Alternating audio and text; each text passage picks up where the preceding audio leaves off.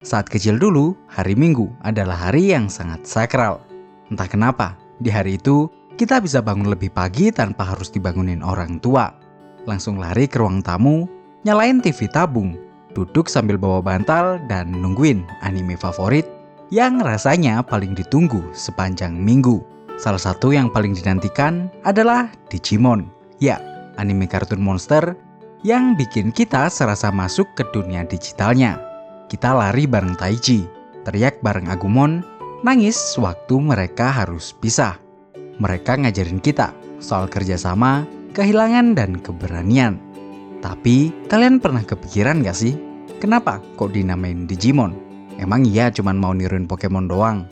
Lalu, kenapa kok kebanyakan monsternya dari hewan-hewan yang sangar? Kayak dinosaurus, reptil, hingga naga. Dan yang paling penting, kenapa sekarang mereka lebih sering nongol di hati para fans daripada di TV dan layar HP-mu? Untuk menjawab pertanyaan ini, langsung saja kita bahas. Selamat datang di Room 49.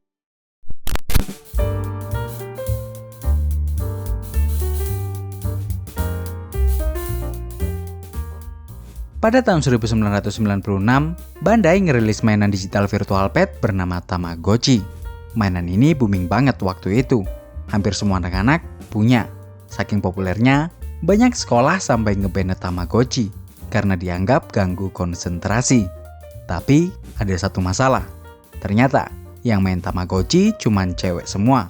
Anak cowok gak tertarik sama sekali. Ya gimana? Mainan peliharaan gitu lucu-lucu dan gak bisa ditarungin. Jadi kurang greget lah.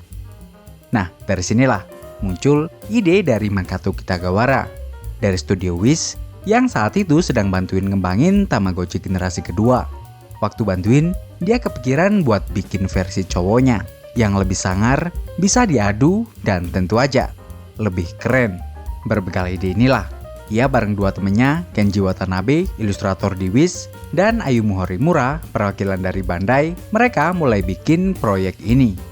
Awalnya, namanya mau Otokochi, artinya Tamagotchi cowok. Terus diganti jadi Capsulzaurus. Tapi karena namanya mirip dengan produk Bandai lain, Pocketzaurus, akhirnya nama yang fix jadi Digital Monster, alias Digimon. Dari sinilah perjalanan Digimon dimulai.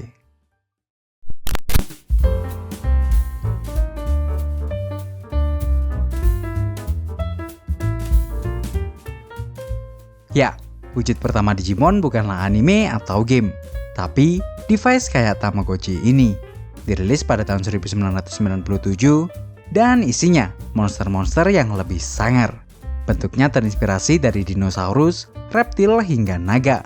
Pokoknya maco banget lah buat standar anak cowok zaman itu. Gameplaynya sebenarnya masih mirip dengan Tamagotchi. Bisa lapar, bisa tidur, dan punya usia juga.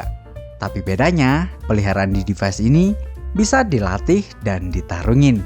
Ini nih yang bikin anak-anak cowok ketagihan. Apalagi kalau ada temen yang punya device juga. Kita bisa adu monsternya secara langsung. Caranya tinggal tempel gini aja. Karena booming, banyak studio anime mulai melirik Digimon.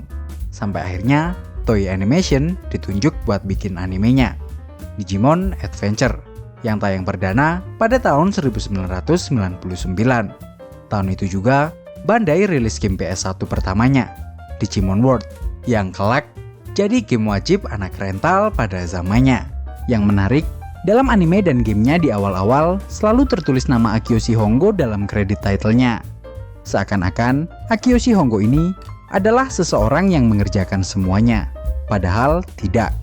Akiyoshi Hongo sebenarnya adalah nama fiktif atau nama pena kolektif dari 3 kreator, yaitu Aki Maita, co-kreator Tamagotchi, Hiroshi Izawa, penulis cerita dan anime, dan Takeichi Hongo, karyawan Bandai.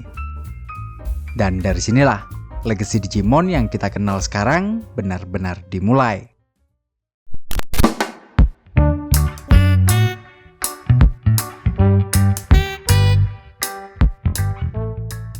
Setelah dirilisnya anime Digimon Adventure dan game Digimon World pada tahun 1999, Digimon langsung melejit.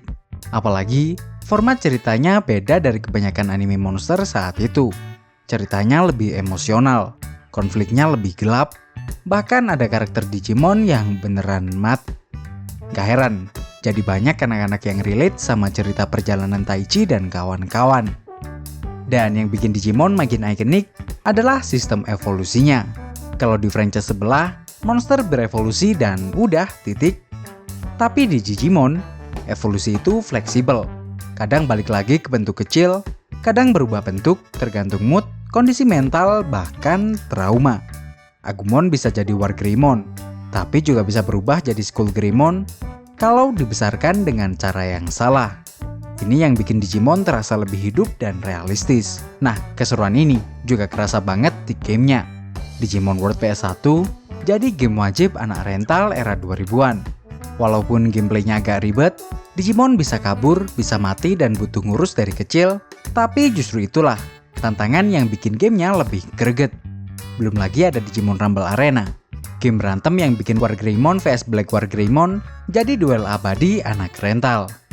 Selain itu, mainan OG-nya juga terus berkembang, mengikuti series animenya, mulai dari Digivice, D3, D-Arc, dan D-Scanner. Dari anime, mainan, sampai game rental, Digimon benar-benar ada di puncak kejayaannya waktu itu. Sayangnya, kejayaan itu nggak bertahan selamanya. Memasuki era 2000-an akhir, popularitas Digimon mulai meredup. Beberapa faktor penyebabnya adalah cerita animenya yang terlalu rumit. Tiap season ganti dunia dan karakter, dan gamenya pun juga nggak sekuat dulu lagi. Ditambah, franchise sebelah yang terus ngelanjutin cerita dari awal semakin dominan, bikin Digimon makin tenggelam. Tapi, Digimon nggak bener-bener hilang. Tahun 2015, Toei ngerilis Digimon Adventure 3, sebuah sequel langsung dari cerita Digimon Adventure 1999. Lalu dilanjut Last Evolution Kizuna di tahun 2020, film penutup yang emosional banget. Ngebahas soal tumbuh dewasa dan perpisahan sama Digimon partner. Gak cuma itu, Digimon juga mulai bangkit lewat seri baru kayak Digimon Ghost Game yang punya vibe horror digital. Dan tentu aja ada Vital Bracelet, Digivice modern yang bisa ngitung langkah dan ngelatih Digimon lewat aktivitas fisik, mirip smartwatch. Digimon juga mulai aktif di dunia game. Mereka ngerilis game kayak Digimon Survive yang angkat tema survival. Sekarang, Digimon mungkin gak sepopuler dulu, tapi dia tetap punya tempat spesial di hati para penggemarnya. Buat banyak orang, Digimon bukan sekedar monster digital, tapi juga bagian dari perjalanan hidup. Nah, sampai di sini, jangan lupa like kalau kalian suka dengan video ini, share ke teman-teman kalian kalau menurut kamu info ini menarik. Jangan lupa juga buat subscribe channel kami, dan kalau ada salah kurangnya, mari kita diskusikan di kolom komentar. Thank you.